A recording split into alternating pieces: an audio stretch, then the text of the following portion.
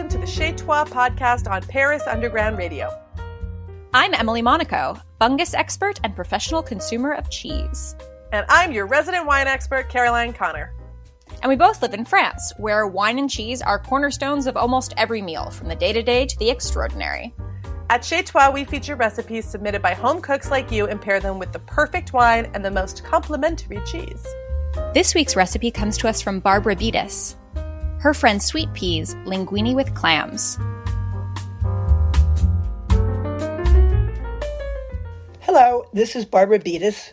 I would like to share with you my favorite recipe for linguine and clam sauce, which I unearthed from the archive during the COVID-19 months in an attempt to find something to make for dinner besides chicken. This recipe comes from my friend Sweetpea, who was a neighbor of mine in the Coconut Grove Hotel back in the 1970s. The Coconut Grove Hotel was an apartment hotel in the Grove back in the days when it was known more for hippies than high-rises.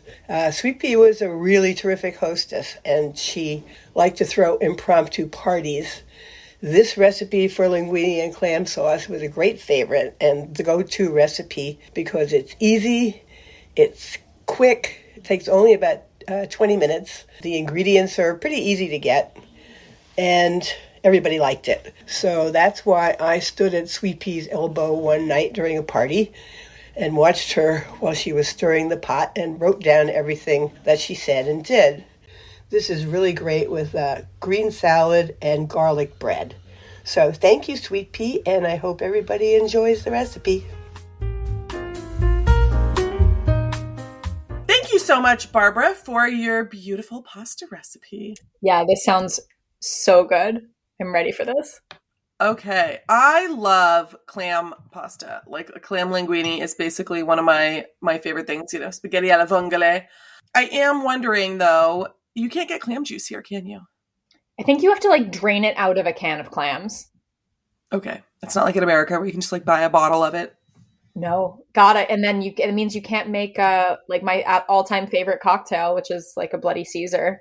Isn't it? Can't make it here. I think this just sounds really good. So I really like, we're going to come back to this a lot, but I'm a big fan when it comes to food of neutral white wine that is not going to overwhelm this dish. Because, when you're dealing with shellfish, it's really delicate, right? And there also is a little bit of cheese on this dish, which is interesting. So I figured we would go with a muscadet sur lit. I think that would be nice with this, nice clammy business. Muscadet comes from the grape Melon de Bourgogne, and it is an appellation in the west of France. So this is near Nantes in the Loire Valley. In the Loire, I always remember it as nasty because it's Nantes, Anjou, Saumur, Touraine, and then, once you get to Nast, you might as well be nasty. Oh my God, I love that. I've never heard that. Yeah, so Nantes, that is where muscadet comes from. And it's it's basically a flavorless grape. So muscadet sur lit basically means that the wine sat on its yeast. It's heavier than the liquid, and so it sits along the bottom of the barrel. And what this does is it actually is a process called autolysis, where the dead yeast actually kind of disintegrates into the wine and gives you a bit of a creamier mouthfeel, a little bit of a fuller body, and a nice creamy, kind of aroma as well, a sort of dairy thing. But ultimately, muscadet is always going to be pretty light. Sometimes it's a little bit salty, which I think is really nice with any kind of shellfish. And it can have a little bit of bubbles in it sometimes as well, very, very slightly. And that can be quite nice as well. So this is cheap as well. These are not expensive. And yeah, they're delicious. We'll be right back after a word from our sponsors. We've all seen the Eiffel Tower, queued at the Louvre, and picnicked on the steps of Sacré-Cœur. But a treasure hunt through the Marais, drag queen bingo in Belleville, graffiti art installations in abandoned warehouses in the 14th? Those are the unique Parisian experiences we don't want to let slip away. My name is Jennifer Garrity, and I'm the host of Don't Miss This. From art installations to authors' talks to tours to culinary ateliers and everything in between, Each week, Don't Miss This will fill you in on the best of what's going on in Paris. Don't Miss This airs every Sunday on Paris Underground Radio. If you think you've got something we should know about, please email us at hello@parisundergroundradio.com. Happy exploring! And now, back to Chez Toi. Yeah, that sounds really good. I think that's muscadet you often find with oysters here, right? Like people, yeah. So, I mean, that seems perfect with that sort of briny quality of the shellfish.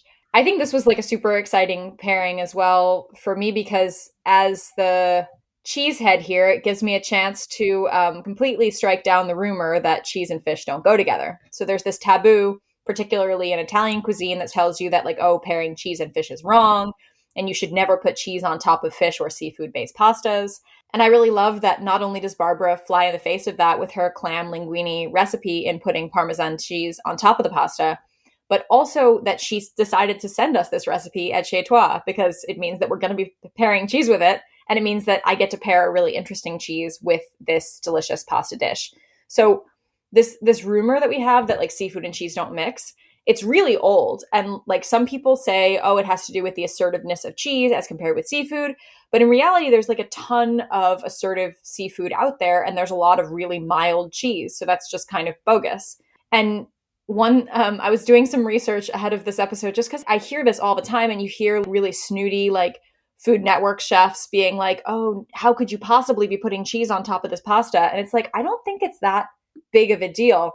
Turns out that the rumor goes back to Aristotle, who wrote that cheese and fish should never be eaten together because cheese was slow to digest and fish was quick to spoil. So by the time it made it through like your digestive system, you'd be sick, which makes sense if you're in the BC before refrigeration era. But these days, you're not going to be eating rotten fish. You're eating fresh fish and delicious cheese, and there's no reason why you can't pair them together. The other reason that I found when I was researching this was that in Italy specifically, most of the major cheese-making regions are landlocked. So they're not regions that would be depending traditionally a lot on seafood. And that whole idea of like what grows together goes together applies a lot in Europe with foods and wines that develop in a specific area matching particularly well, and there being like a bit of a mismatch when something didn't come from the same area. But that's not a rule. It's just sort of a guideline. So I'm a big fan of pairing fish and seafood with cheese judiciously. And so I thought this was a really fun challenge.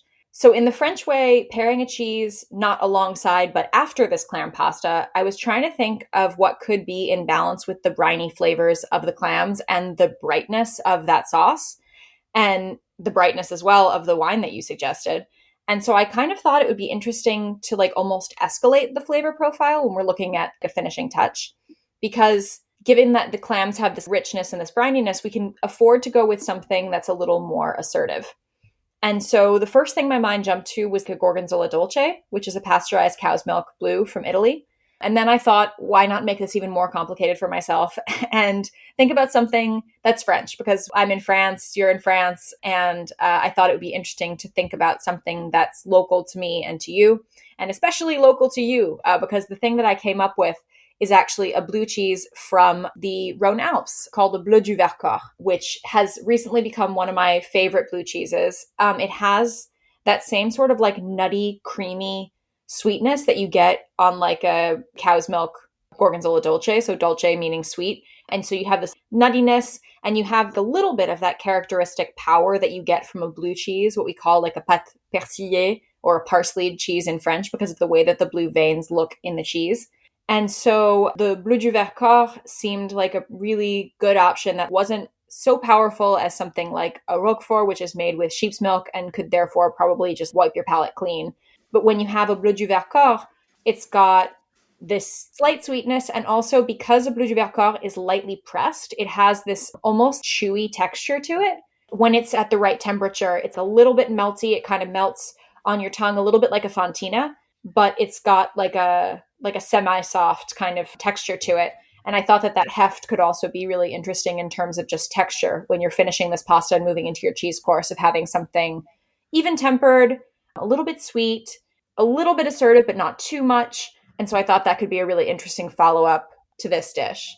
So I don't know, would you be able to keep drinking Muscadet with the Bleu du Vercors? Yeah, why not? I mean, again, the goal is for the wine and the cheese not to fight with each other, and I think that would be totally fine. I love the Bleu du Vercors, and I think it's an interesting one because we don't often have blue cheeses that have that texture. That kind of slightly rubbery texture is not, I think, common. When we think of blue cheese, we think of the ones that are, that crumble really easily, and this doesn't do that. So I think that's a really, really cool pairing.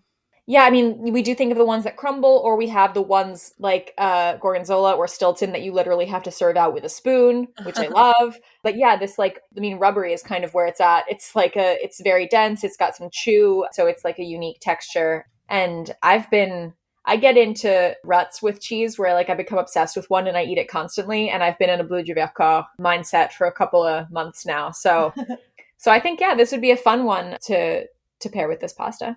Love it. So if you have been sitting on the secret that you actually secretly really love cheese and fish or seafood together, and you thought that because of something that Gordon Ramsay yelled at some poor restaurant owner that you couldn't have fish and seafood with cheese, let us know. Send us a voice clip and tell us about your favorite cheese and seafood pairing. We would love to hear it and maybe try it out. To learn more about the recipe featured today and to see photos of the meal, please go to parisundergroundradio.com. To have your recipe featured in an upcoming episode of Chez Toi, please email us at parisundergroundradio@gmail.com. You can find me, Emily Monaco, at Emily_in_France on Instagram and Twitter. And you can find me, Caroline Connor, at Wine Dine Caroline on all the things. This episode was produced by Paris Underground Radio. The music is A Night Alone by Track Tribe. For more about the Chez Toi podcast and podcasts like it, please go to parisundergroundradio.com. Thanks for listening, and bon appetit.